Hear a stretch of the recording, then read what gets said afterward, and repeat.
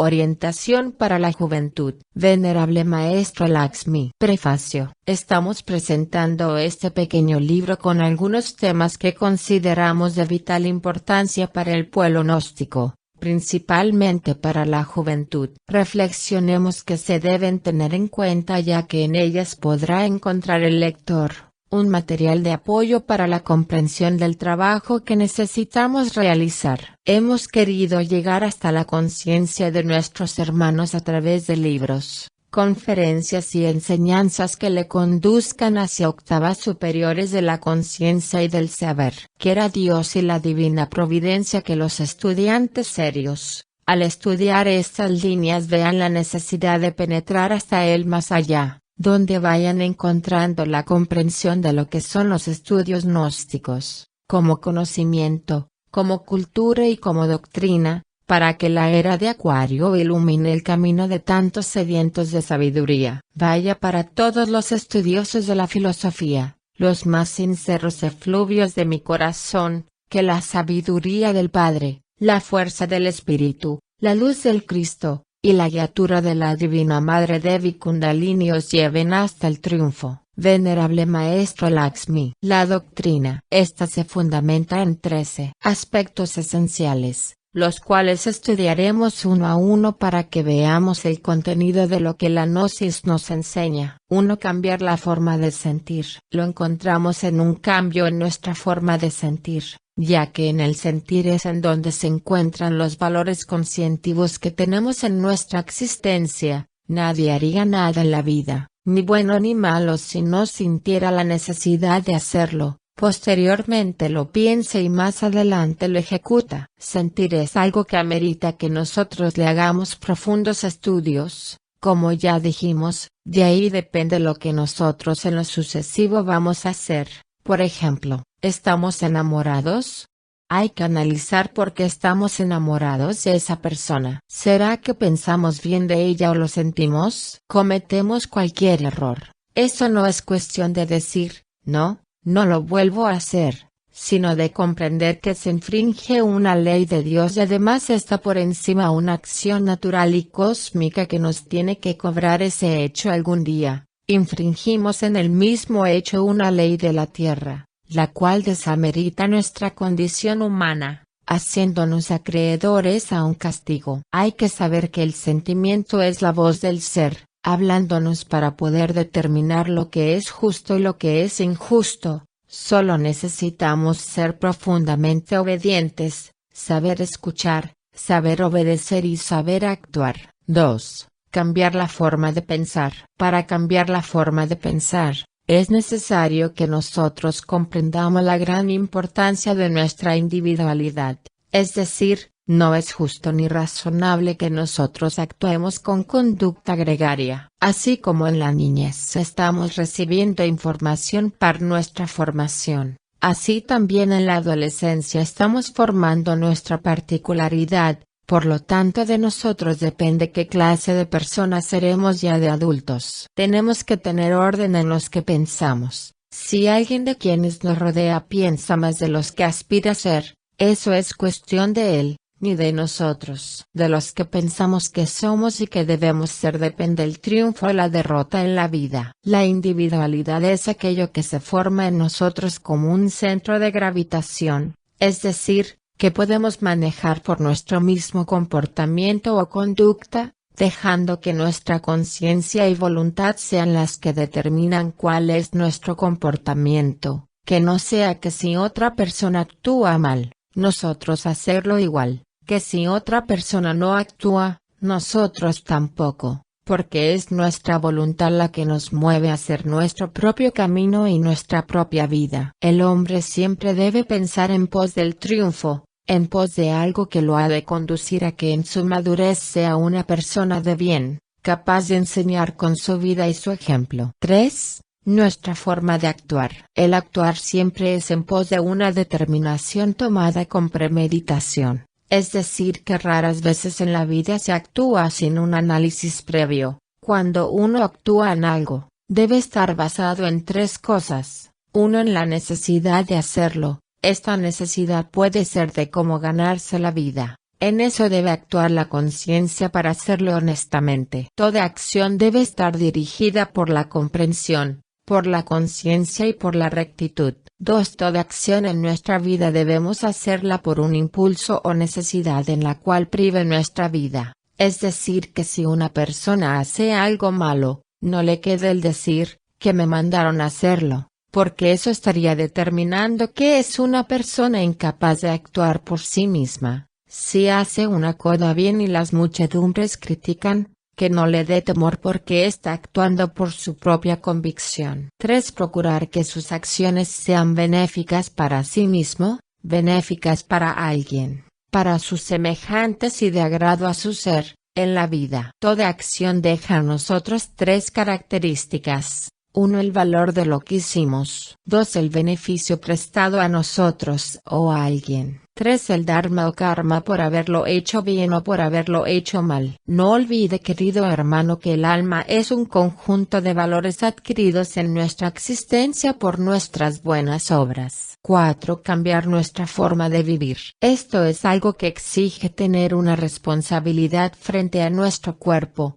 frente a nuestros semejantes y pues lógica frente a Dios. 1. La persona que descuida su presentación personal está indicando que es un irresponsable consigo mismo, un desordenado. 2. La persona que descuida sus deberes convirtiéndose en carga para otros, pues determina el abandono, la irresponsabilidad y por ende la incapacidad de conducir su propio destino. 3. La persona que se deja arrastrar por los demás, actuando incorrectamente, sin importarle la conducta que debe tener, es una persona sin futuro, es como la cometa que se la lleva el viento. La vida debe tener en cada uno de nosotros una organización, determinando a través de los hechos nuestro porvenir, nuestro futuro y por ende nuestro destino. Hay que aprender a vivir, hay que aprender a gozar y hay que aprender a sufrir. La persona que para poder gozar de la vida tiene que estar bajo el efecto del alcohol, de los placeres y de las cosas indignas, carece de moral y de responsabilidad. Esta persona que aprende a sufrir, nunca sería capaz de que por cualquier cosa que le pase, desistir de su trabajo y por lógica de su éxito. 5. La convivencia. La convivencia, como su nombre lo dice, es el encuentro que tenemos en la vida con todas aquellas personas que nos rodean, como son, familiares, allegados y amigos. Allí nos encontramos con hechos que nos exigen tener un comportamiento recto y digno. En este encuentro, aflora en la persona una cantidad de elementos, defectos, amor propio, de orgullo, de mando, de complejos de inferioridad, complejos de superioridad, conducta gregaria, pasiones, lascivia, etc. De la persona depende cuál es su comportamiento, si vive dispuesto a hacer un cambio, a ser alguien digno, pues no va a caer en papeles ridículos, o si prefiere enfrentarse consigo mismo, contra su propio ego y no enfrentarse a las personas que le rodean, determinando por su voluntad cuál es la conducta que debe asumir frente a su vida y frente a la comunidad. Todo yo pendenciero vive atento a ver quién le hace riña para responderle en igual forma, papel vergonzoso, ridículo, que amerita un trabajo serio con la finalidad de eliminarlo. Quien actúe dignamente en la comunidad, por una actuación natural se ganará el respeto, el acato y la obediencia de quienes le rodean. Quien no actúe así, se gana el desprecio, el desacato y la desobediencia de todos los que le rodean. De uno mismo depende el triunfo o el fracaso en la vida. 6. La ciencia de aprender. Debemos comprender que el ser humano es un organismo compuesto por funciones biológicas, funciones mentales, funciones emocionales, funciones sexuales, funciones perceptibles, y algo más, funciones imperceptibles. Cuando uno se propone aprender algo en la vida, debe conocer y comprender para qué aprende lo que se propone, con la finalidad de descubrir si es algo emocional, algo subjetivo o en realidad es algo que lo determina su propia vocación. Así evitamos que de pronto un yo que nada tiene que ver con lo que vamos a estudiar, nos ponga en la pantalla de la mente o de las emociones otro programa que nada tiene que ver con lo que determina nuestra conciencia o nuestra vida. El yo, el ego, también quiere venir a la tierra a aprender. Él siempre quiere ser el Señor, el poderoso, aspira a llegar a la cúspide y solo figurar, también aspira a ser el delincuente, el ladrón, el asesino, el violador, es decir, un perverso, inútil, digno de todo desprecio. La persona debe saber elegir qué es lo que en realidad aspira a ser, esto es digno de un hombre o de una mujer de bien. No lo olvide, hermano, que el niño de hoy es el adolescente del mañana, el adolescente de hoy es el adulto del mañana y el adulto de hoy es el anciano del mañana, y estas cosas se sucederán así en nuestras vidas, queramos o no queramos. Analicemos una lógica de la vida. Un atleta, después de la carrera, si llegó último no quiere dejarse ver de nadie porque verdaderamente en su viaje no hizo nada. El que llegó primero ve con la frente en alto, es decir, cumplió un gran papel en la carrera. Así es la vida de nosotros, quien llega a la vejez lleno de fuerza, de sabiduría, de amor. Es un exaltado de la misma vida. El que llega fracasado es un humillado de la vida. Joven hermano, de ti depende. 7. La ciencia de enseñar. Toda persona que se desenvuelva dentro de una vida normal, como ya dijimos, conviviendo con la humanidad, se ve frente a estas dos ramas tan importantes en la vida, de aprender y de enseñar. Toda persona, directa o indirectamente enseña. Lo importante es que nosotros estemos aptos y dispuestos a aprender. Cuando uno va por la calle y ve a una mujer de la vida licenciosa ofreciendo su cuerpo, el hombre que pasa, pues se horroriza de esto. Si está listo a aprender se da cuenta que es un comercio de la carne, que nada tiene que ver con el amor. El hombre necesita de mucho amor porque él es la fuerza y esa mujer que vende su cuerpo no le está ofreciendo amor. La mujer pulcra, pase y ve a esa otra mujer haciendo ese papel y por lógica comprende también ese ridículo papel. Los dos han aprendido para que nunca en sus vidas vayan a caer en semejante error. Asimismo, cuando uno ve a cualquier persona cometiendo delitos, eso no es para criticarlo, es para aprender que eso no se debe hacer. También cuando vemos a las personas que hacen el bien de ellos hay mucho que aprender para nosotros enriquecer nuestra vida. Un televisor es un aparato, que en su pantalla se presenta mucha morbosidad, mucha vaguedad, mucha fantasía, podríamos decir que muchas formas de dormir la conciencia. Si estamos atentos no caemos en esa fascinación. Pero en el mismo televisor también pueden haber programas culturales, programas que enseñan. Es de nosotros que depende el uso que hagamos de lo que nos rodea. La vida de una persona cuando la vive rectamente, directa o indirectamente le está enseñando a todo el que le rodea y algo más. Es una noticia que se extiende por el mundo, haciéndolo ejemplo para todos los que le conocen y los que le han oído nombrar. Toda persona lleva en sí mismo dos caminos, uno el camino del éxito y dos el camino del fracaso. Hay que saber elegir, saber vivir y saber aprender. Acuérdate, que la máxima del sabio dice, solo tus obras te acompañarán hasta más allá de la muerte para darte el derecho a un premio o a un castigo. 8. El joven. Tú eres una persona que se está elevando hacia 4 lados, los cuales determinarán tu vida. 1. Estás creciendo en cuerpo, en inteligencia y en razón. 2. Te estás proyectando ante una sociedad que te quiere atrapar para ponerte cada quien a su servicio. Unos quieren hacer de ti un profesional de cualquier rama del saber, otros quieren hacer de ti un delincuente, drogadicto, homosexual, etc. Otros quieren hacer de ti una persona adinerada, otros quieren que no te intereses en nada, simplemente vivas la vida, pero eres tú quien debe definir por qué esa gente que hoy está contigo, mañana no estará. 3. Eres una persona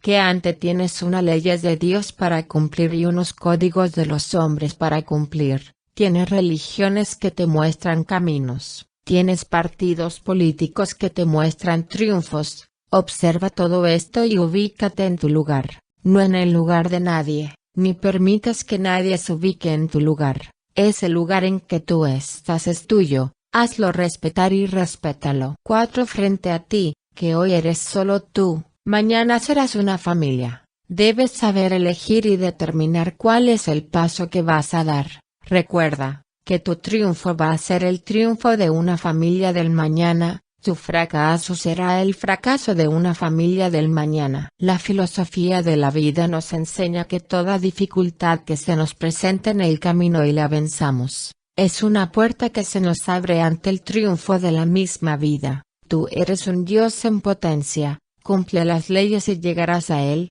pero no olvides que también eres una sombra, y que si en ti no nace la luz, la sombra será habitada por las sombras en las cuales se desenvuelven las hordas del abismo. 9. El camino. Este es un proceso de la vida, el cual debemos de vivir por una acción natural. Ha sido dicho muchas veces que una persona puede nacer paralítica y nunca llegar a caminar, sin embargo ese es su camino. Uno puede recorrer el mundo en que anda y nunca reconocer el camino en que vive. El camino es algo muy íntimo, algo muy personal, por lo tanto debemos vivir en una constante en la que nuestros hechos y nuestras obras vayan endulzando y enarbolando nuestra existencia como testimonio de la presencia de un Cristo Redentor que viaja por su Vía Crucis, que no es otra cosa más que la renunciación que nosotros debemos hacer de tantas cosas que nos sobran y la adquisición de tantas cosas que nos faltan. El camino nos conduce al triunfo de la vida humana y a la gloria del Espíritu. Nunca intentes viajar por el camino de otros ni nunca invites a otros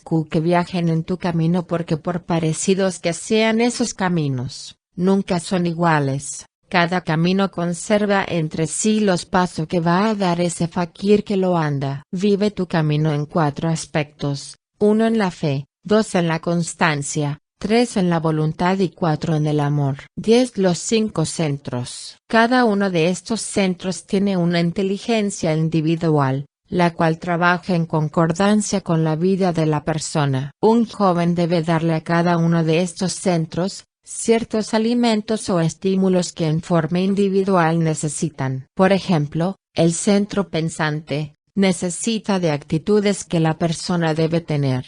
Este centro por sí solo no se puede estar quieto, porque él es vulnerable ante la presencia de los diferentes yoes pensadores. Entonces la persona necesita de la inspiración. Esta inspiración debe estar fundamentada en una disciplina que se debe hacer en base a la buena música, a los paisajes, a la buena lectura, a las buenas conversaciones, etc. El centro motor necesita darle la atención que amerita, justa y disciplinada, por ejemplo, las caminatas al aire libre, la natación, ciertos deportes como el baloncesto, el voleibol, el fútbol. Ejercicios suaves y coordinados, evitando las grandes quemas de energía. El centro emocional necesita de buenos conciertos de música clásica, música folclórica combinando esto con muy buena ubicación. El centro instintivo necesita que la persona tenga mística, que haga mucha oración, relajación, reflexión. El centro sexual debe tener una educación, evitando que la mente entre a determinar sobre la actitud que debe tener el centro sexual. Es necesario que el sexo al producir su energía, ésta sea empleada en buena transmutación, pranayamas, mutación inspirada en los grandes hechos de la vida. Recuerde, hermano lector, que el único centro del cuerpo que genera energía para nuestra regeneración es el centro sexual. Por lo tanto, si el sexo degenera la persona y si la persona degenera, la lógica nos muestra que es imposible su regeneración. El cerebro pensante, el cerebro motor, el cerebro emocional deben mantener una constante para que el cuerpo y el alma se fusionen con Dios. 11. Transmutación para solteros. Es indispensable que la persona que aspira a llegar a la cúspide de los estudios gnósticos se haga casto. Para esto tiene que aprender a aprovechar todos los momentos de su vida, para educar su mente, para educar sus sentidos y por lógica para aprovechar sus energías. Por lo tanto, no sería lógico que si el cuerpo produce energía de momento a momento, la persona haga sino 1 o 2 transmutaciones en el día. Se necesita que cada vez que sienta su cuerpo lleno de esta energía, haga respiraciones profundas, combinadas con oración a la Madre Divina, pidiéndole ayuda. Es necesario que la persona estudie el libro amarillo del maestro Samael, donde habla del pranayama. También es necesario que la persona para estos trabajos se retire a un lugar solo, se ponga las manos en la cintura, con los pies abiertos 30 centímetros, empiece a hacer flexiones.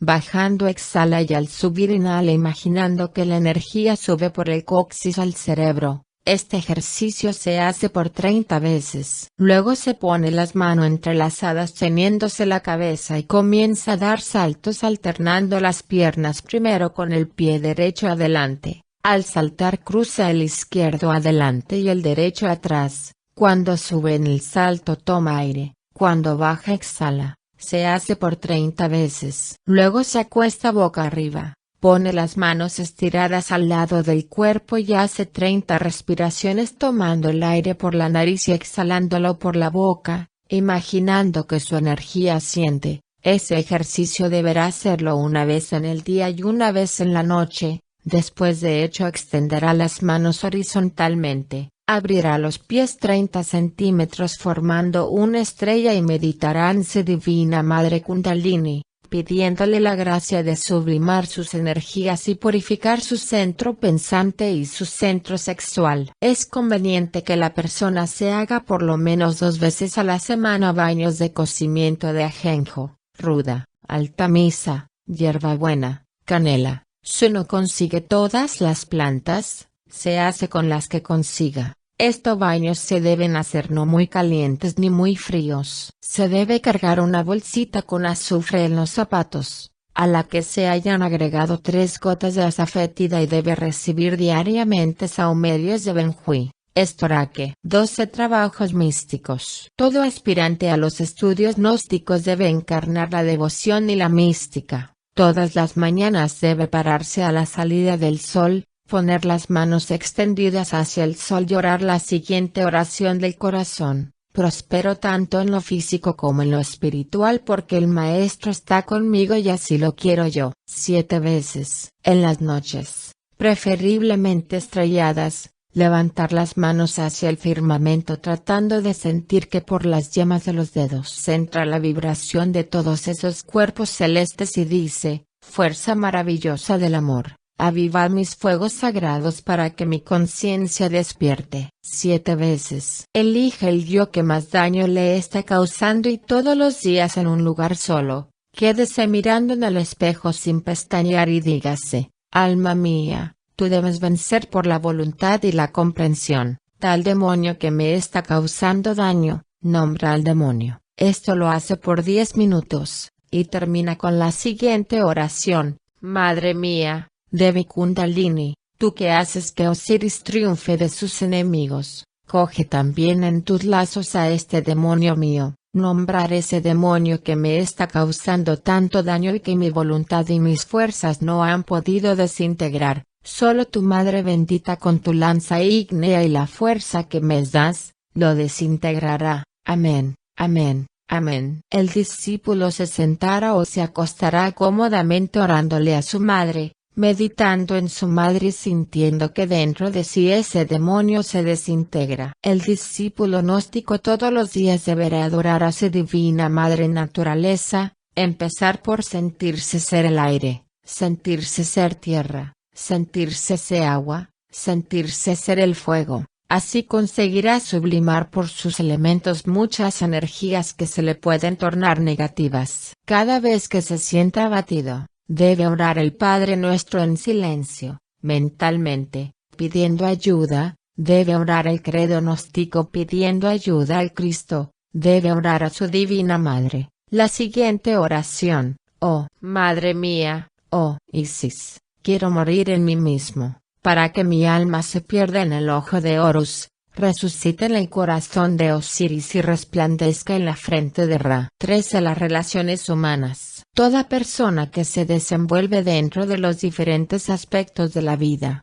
debe aprender a comportarse dignamente con todos los que le rodean. Las relaciones humanas son esenciales para convivir. Toda pregunta debe tener una respuesta, toda respuesta debe ser dada en base a lo esencial de la pregunta. Quien se sabe comportar en forma noble y comprensible con los que le rodean, se gana por un ambiente natural, un cariño noble y sincero de las personas, aprendiendo que la palabra noble y sincera embalsama el ambiente de ternura y amor. La palabra discordante y agresiva marchita las flores de loto que circundan el aura de las personas, es decir, no daña a nadie. Depende con el tono de voz y con la dulzura que lo diga. Quien en la conversación no cuida que la palabra le hiera la susceptibilidad a los congregados, destruye la armonía y la conversación se torna fastidiosa y discordante. Quien en la reunión para tomar la palabra hace alusión a todos los congregados, con su debido respeto,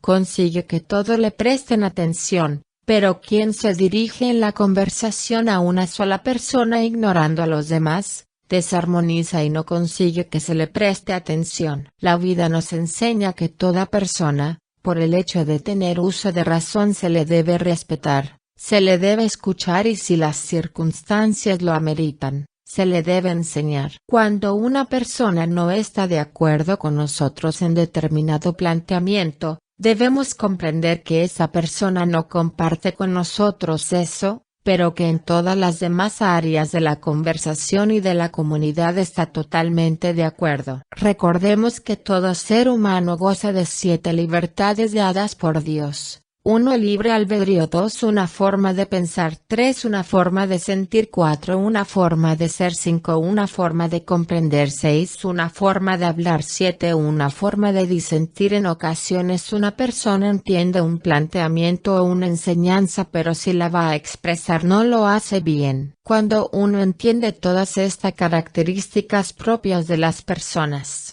comprende que a toda persona hay que aceptarla como es. Para que nosotros nos relacionemos correctamente en la familia, con la mamá, con el papá o con los hermanos, debemos verlos y escucharlos como son y no de otro modo porque habrían problemas. Igual pasa con la comunidad o con la sociedad en que nos desenvolvemos. Cada quien es lo que es por 3 cosas. 1 por el rayo al que pertenece, 2 por el signo zodiacal al que pertenece, 3 por el nivel de evolución que tiene. Esto nos muestra que la misión de nosotros es enseñar para que la humanidad cambie, pero nunca intentar cambiar a nadie. Joven inquieto, revolucionario, inteligente, intrépido, ábrase paso en medio de las turbulencias de la vida, para lograr el triunfo pero no intente abrirle paso a otros porque sería intentar andar el camino de otros. Anda tu camino, ándalo bien que ese te conducirá a tu triunfo. Reflexiones. En el amanecer del universo, todas las personas veían pasar los días como fenómenos de actividad y veían pasar las noches como fenómenos de inactividad, como en realidad debería ser. Conociendo más de fondo el fenómeno de la vida, pudimos comprender que esto era únicamente para el equilibrio de la vida cotidiana, pero la vida, aquella que se mueve dentro de todos los fenómenos o criaturas que existimos, ella tiene una constante que se ve a simple vista. ¿Dormimos? El corazón trabaja. ¿Descansamos?